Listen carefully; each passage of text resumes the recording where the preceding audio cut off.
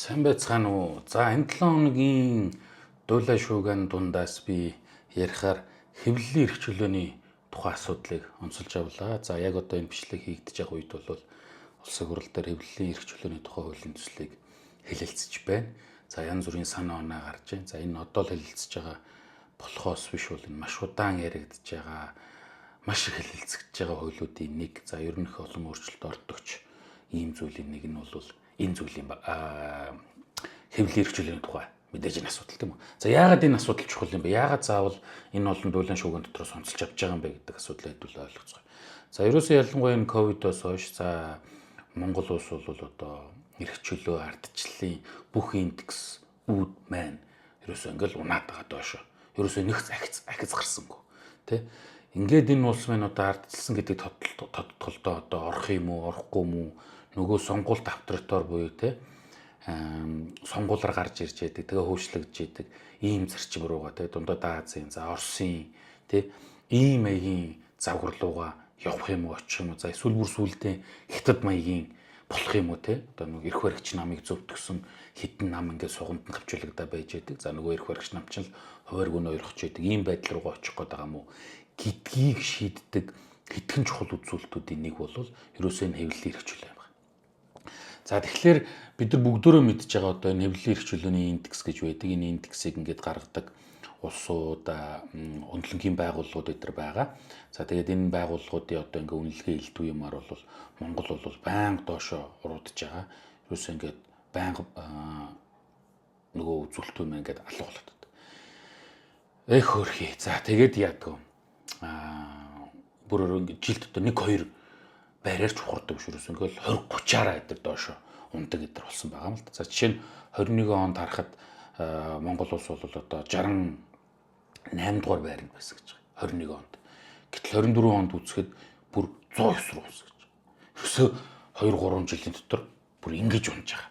Энэ аимшигтай үзүүлэлт юм болчихж байгаа тийм. Ингээд эцэстээ ерөөсөө магадгүй хэлдэг, ярьдаг, дуурдаг хүн байх юм бол бүр хэвлэл мэдээллийг биш шүү тийм үү?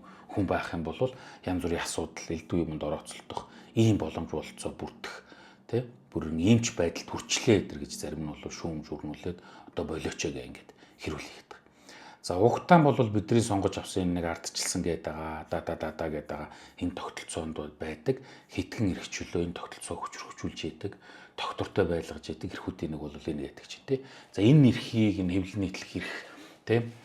За энийг бол маш олон улсын грек контракт янз бүрээр баталгаажуулсан байдаг. За олон улсууд ч гэсэн энэ эрхийг одоо ингэж баталгаажуулсан зөндөө олон хууль, журам эдэр байдаг. За бид нар хамгийн сайн мэдж байгаа хүний эрхийн төгөөмөл тунхаглал гэдгээс үсвэлэл одоо хэн нэгэндээ үзэл бодлоо илэрхийлэх, үг хэлэх юм эрх чөлөөтэй. Энийг бол хааж боож ингэж болохгүй. За тэгээд олон улсын одоо юу гэдэг иргэний ба улс төрийн эрх эдгээр гэдэг ийм зөндөө олон улсын баримтууд байдаг. За тэгээд цаашлаад одоо хэрвээ улсуудаар ярих юм бол за Америкийн тэр нөгөө нэг үндсэн хуулийн анхны өөрчлөлт гэж байдаг. За тэр өөрчлөлтөөс болж хэвлэл мэдээлэл бол дөрөвдөг засаглалаа гэдэг үг хэллэг гарсан гэж судлаачид үздэг.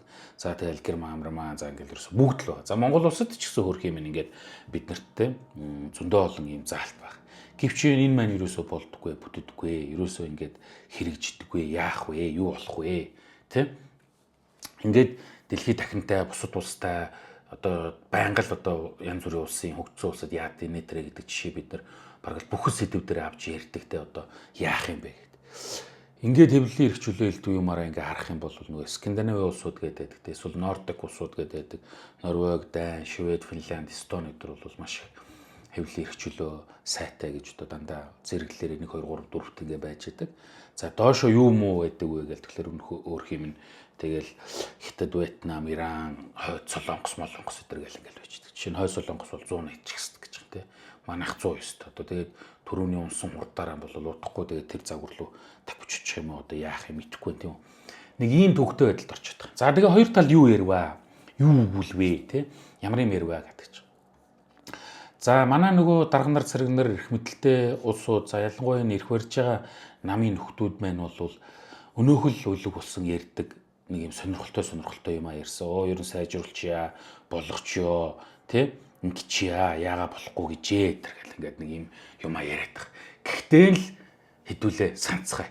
Зарим нэг нөхдүүд бол хэдхэн хоногийн өмнө Facebook-ыг хай гэдэг ч юм уу те. Энийг контролдох хянах боломжтой юу ч гэдэг юм уу те. За нодлонхон байна уу, урьдчиланхан байна уу нөгөө цагдаагийн газрын дарга нь те маш бахархалтайгаар надад ирэх өгчих юм бол би ерөөсө 24 цагийн дотор л энэ сошиал дээр янз бүрийн бичээд идэх хүмүүсийг чи хагаа ичнэ гэдэг те. За энэ зүгээр сошиалын тухай яриа хэлцээ. Ердөөсөө биш. Энэ бол явж цаашаа хүмүүгээ хэлэх. За тэгээд нөгөө бидний хэвлэлийн итгэл ирэх гээд байгаа юм чи юу болох гээд байгаа юм бэ? Яах гээд байгаа юм бэ гэдэг рүү авчиж л хайж байгаа зүйл гэсэн үг тийм. Ингэж боддог, ингэж сэтгэдэг хүмүүс байж байна гэсэн үг тийм үү? За тэгээд нөгөө нөхдүүд маань бол бидний сайн мэддэг үнцэг болох тийм. Гүй одоо ингээд ийм олон нийтийн мэдээлэл хэрэгсэл байх хэрэгтэй. Төр ингээд хажуудаа янз бүрийн тийм мэдээллийн алан малгатай авах хэрэгтэй. Тэгээд тэрэнд ингээд сэтгүүлчдэр ингээд очиод ажиллах хэрэгтэй. За одоо тэгээд ингээд мэдээллийг бол одоо үнэн зөв шударгаар түгээх хэрэгтэй. Тэр гэс нэг ийм одоо хуурай тий улс төрийн ийм дипломат өгүүдээрээ ер нь бол манайх гайгүй штэ болж байгаа штэ бүтэж байгаа штэ гэдэг мессежүүдийг өгсөн. За одоо бид бүгдээрээ мэдчихэж байгаа. Бүгдээр мэдчихэж. Бараг худлаа ярьдаг хүнд бол бүх дарга бүх гишүүд нэг юм рилс ч болцсон тий. Ингээд жижиг бичлэг хийж ингэж оруулдаг болсон. Ингээл дөрөөсөө нөгөө жижигхэн Osmo Pocket 3 барайл ингээл дөрөөсөө хажууд нэг баг ингээл тальж байгааг гүйждэг болсон. За тэгээд нэг зурагч юм би. За тэгээ хажууд нэг юм сэтгүүлч идэр гэсэн нэг нөхөр ингээд дагаа явчихна. За тэгэл тэд нар ингээл текст мэдээ. За тэгээ видео мэдээ тэр рилс миксийг гаргаал. За манай одоо ерөнхийлөгч мөрхийлөгч рилс бол ерөөс бараг л богино хэмжээний кино болсон шүү дээ тий. Ингээл дүн гал ингээл ерөөс солируулаад ингээд идэх болсон. Яагаад эд нар ингээд байгаа? Яагаад ийм болоод? Гэхдээ мэдээллийг л хянах гээд байгаа. А тэгэхгүй тэнд магадгүй аль нэг сайтын ч юм уу, аль нэг телевизийн ч юм уу сурвалжлагч те сэтгүүлч хажууд нь яваа тэр мэдээ гаргахлаар өөрийнхөө өнцгөөс гаргах чинь магадгүй нөгөө дараагт чинь таалагдахгүй өнцгөөс гаргах чинь гэж үзээд байгаа учраас эдгээр ингэж байгаа. За сүүлдээ болвол за зарим нэг сэтгүүлчдийн хэлж байгаагаар бол бүр яасан гэхээр арилжааны телевизүүдийн холбоогийн чимийг байгуулж аваад за тэр нь бол нэг ашиг сонирхлын зөрчилтэй те нэг сайдын одоо хамаарал бүхий нөхөр тэрийг бол тэргүүлдэг. За тэгээд тэр нэг систем бол яадаг нөгөө одоо бидний шууд 2500 төгрөг бидрээс татаад авчиж байгаа шүү дээ. Тэгээд тэр эдгээр жилдээ нэг 10 хэдэн тэрбум төгрөг болдог. Бараг 20 гаруй тэрбум төгрөг болт юм билээ. Тэрийн тэгээд нөгөө арилжааны телевизүүд ч хувааж авдаг. Ингэж албан ёсоор татварлаж аваад дуугүй болгож байгаа тийм. Ямар ч зах зээлийн зарчмаар явж байгаа юм байхгүй. Тэр дотор нь та нарын бүр сургын цонсоогүй телевиз яваа. Телевизч телевизийн одоо тийм сувгийн мэдээг нь үздэггүй тийм телевизүүд эдэр яваа. Тийм. Одоо нөгөө үндэсний телевизээс хэсүүлэл хөөх юм. Одоо үндэсний телевизийн мэдээлэлтэй хэцүү шүү дээ тийм үү? Одоо хизээч үздэгий. Гээд нэг ийм аюу төвхтэй нөхцөл байдлыг үүсгэж аваад ингэснээрээ буюу те ингэж буцааж ингэж хумж ингэж авчих. Зарим нэг сэтгүүлчдэр бол ил цагаа хэлж байгаа. Юу гэж хэлж байгаа вэ гэхээр төрийн л ямар нэгэн мэдээлэл элдв юм руу л орж эндээс л мэдээ авахгүй л амьдрах арга байхгүй шүү дээ гэдэг тийм үү. За магадгүй тийм зорилготой ч сэтгүүлчдэр байдаг. Одоо чинь ингээд янз бүрийн сайтууд зөндөө байгаа. Тэгээд редакцтай үг нь бүүм мэд. Жишээ нь би бол хөвдөө тийм одоо редакцгүй сайт маятаас бол аль болохоор жоохон зай барьж явахгүй бол яачих юм блэ гэдэг гэж айцтай байдаг болцоод эрг хүний хөвд те. А тэд нар бол ингээл ямар нэгэн тийм хин нэгэн мэдээлэлээ дамжуулах гэж оролддог хүний тийм үү. А тэр мэдээлэлд үеийг төлбөртэй авахгүй бол оршин тогтнож чадахгүй байгаа гэж зарим сэтгүүлч шууд хэлээд байгаа шүү дээ. Эдгээр бол наадвал чинь сэтгүүл зүв бишээ, наадвал чинь зүгээр л мэдхгүй одоо янз бүрийн үг хэлгээр хэлж байгаа тийм үү. Ийм сайтуудаа зүгээр л нэгнийхэн захиалгаар нөгөөг нь үдчихэд ийм нөхдүүд штэ наадвал чи гэж ингэж хэлээд байгаа. За ингэхлээр юу болж хөөрөөд байгаа вэ гэхээр бидний яриад байсан хэвлэл мэдээлэл зөвхөн нэг ийм одоо хэдэн сэтгүүл юм уу сонин юм уу хэдэн телевиз юм уу биш болцсон. Энэ дотор вебсайтууд гэдэг юмуд ороод ирсэн. Вебсайтуудаас гадна сошиал медиа дээр байгаа янз бүрийн пэйжүүд хүртэл ороод ирсэн. За магадгүй эргээд бүр олон дагагчтай хүн хүртэл ороод ирчихээр энэ бидний уламжлалтаар боддог өнөөх хэвлэл мэдээлэл ингээд байгаа орчин нөхцөл байдал чинь шал өөрчлөлт байгаа байхгүй юу тий. Тэгэхээр энийг одоо яах гэж байгаа юм бэ? Энийг одоо яаж хүлчлэх гээд байгаа юм бэ? Тийм үү? Эрхийн тэгээ хаах гээд байгаа юм уу? Тэ? Хэд хэдэн тэнийг ойлголт бол элдв юм гарсны дараа хүмүүс сошиал медиахаа нэрийг тэ гана цэг эмээ нэтер болгосон шүү дээ. Одоо юу гэдэг нь дондог цэг эмээ нэтер гэж болгож яаж байгаа шоглоод байгаа байхгүй тэ. Ингэх гээд байгаа юм уу? За өөрөөр хэлэх юм бол энэ ойлголт чи их том төвхтэй хэцүү юм болцсон байхад та бүхэн одоо энийг яаж зохицуулах гээд байгаа юм бэ те. Тэгээд дээрэс нь бүр аль болохоор хаах, хорих тийм үү контролдох юм сонирхол маш өндөртэй та нөхөд мань ингэх боломжтой.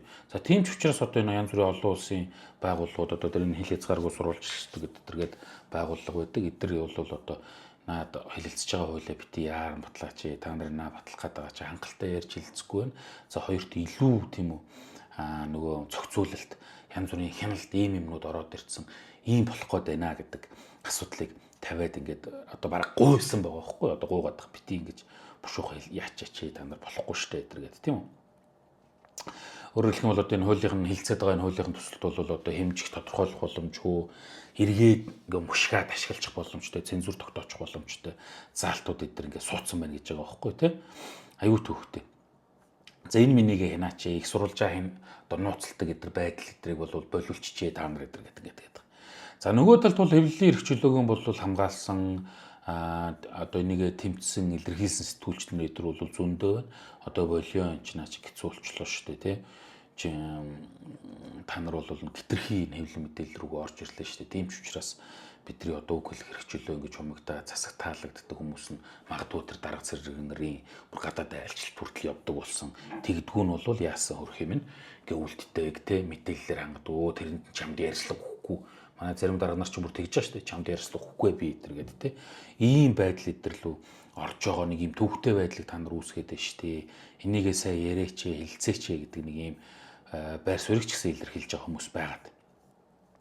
За тэгээд эцэст нь бол ерөөсөө явж ямар асуудал бэрхшээл ингээд үүсчих юм бэ, юу болчих юм бэ гэдэг тэгэхээр ерөөсөө л түрүүний хилээд яриад байгаа.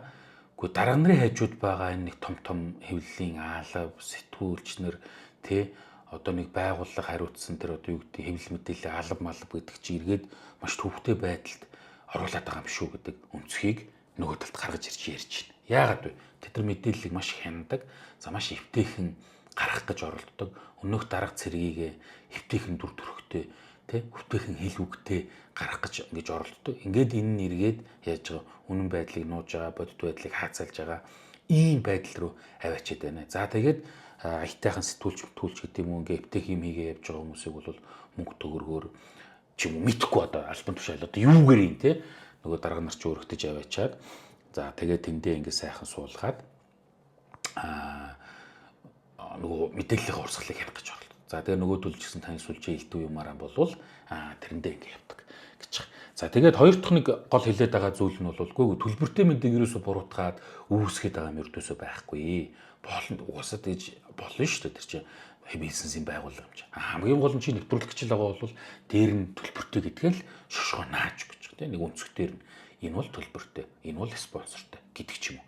За чинь бид нар бүгдөө мэдж байгаа та бүхэн одоо хэрвээ ийм сошиал медиа болоод ийм юм нэг янз бүрийн контент дээр оруулдаг бол за би чинь одоо ингээд YouTube уртхан бичлэг оруулж байна. За Facebook-ууд дээр бол арай богинохон бичлэг дээр оруулж байна л та.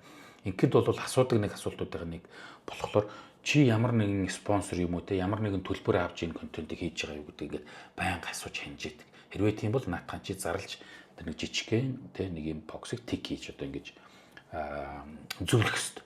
Инкс дээр нөгөө чиний контентыг үзэж байгаа хүн чинь энэ хүн бол магадгүй те одоо энэ нөхрөөс мөнгө аваад ингэж хэлж байгаа юм байна. Ингэж хэлж байгаа гэхээс илүү энэ нөхрийн спонсорлуулсан одоо контентыг засаж байгаа юм байна гэж. Одоо чи магадгүй би одоо яа нэг сүү рекламтай гэж бодъё л да те одоо Монгол аюу дүүг юм л юм чи. Түнгүүд мэдхгүй дапо ч юм айлч компани сүүг одоо би ингэ яаж байгаа шүү ивент төгчүүл энэ байгаа шүү гэдгийг элтод нээлттэй зарлах хэрэгтэй байдаг те. Тэгэхээр энэ байдлыг Монголын одоо юунд оруулж ирья те ингэж байхгүй бол наадах ч одоо болохоо байлаа. Ерөөсөө юу нь яасан мэддэхгүй ийм нэг төвхтэй байдалд одоо үстэй бидрийг аваачаад за ингээд нөгөө хэвлэл мэдээлэл гэдэг сэтгүүл зүгээд байгаа зүйл маань бол өөрийнхөө эрхчлээ юмыг бол ингээд мөнгө судалтаж гадаа штэ гэдэг асуудал тавьж байгаа. За зарим нэг хүмүүс бол одоо илүү их тийм ёс зүйтэй байя хүмүүс нь одоо ингээд хуурамч мэдээлэл одоо юу гэдгийг тийм пропаганда ч гэдэм үү тийм янз бүрийн хүний ашиг сонирхол агуулсан мэдээллийг таньж мэддэг байя гэдэг ингээл ярьж ин лээ.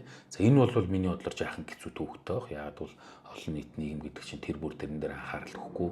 Тэгээ маш богино хугацаанд тэр мэдээллийг контентыг хараал өнгөрж байгаа. Тэгэхээр одоо тэгэл хүн болгоо энэ үнэн үү зөв үү гэдэг ингээл бодоод байх боломж олцсон бага ийм нэг зүйл байдаг. За ингээ ямар ч байсан Монгол улс бол одоо хэвлэлийн эрх чөлөөний тухай хуулиан бол хэлэлцэж байна. Одоо тэгээд сайжруулах юм уу, муужруулах юм одоо эцсийн үр дүнг бол бид нар харах мэдэх болоогүй байна. Муу мухай төвхтэй асуудалтай залтууд зөндөө байна. За болчмоор хөвтэйхэн залтууд ч гэсэн зөндөө энийг сонирхож байвал мэдээж та бүхэн одоо бүхэл хэвлэл мэдээлэлээр явж байгаа юм чинь хайгаад болоод унших боломжтой. За ямар ч байсан энэ 7 хоногийн бол гол дуулан шүүгэнүүдийн нэг бол хэвлэлийн эрх чөлөөний тухай энэ хууль байлаа. Ингээд эх 7 хоногт ямар дуулан шүүгэнтэй байх нь тэргээрээ эргээ олцгоё.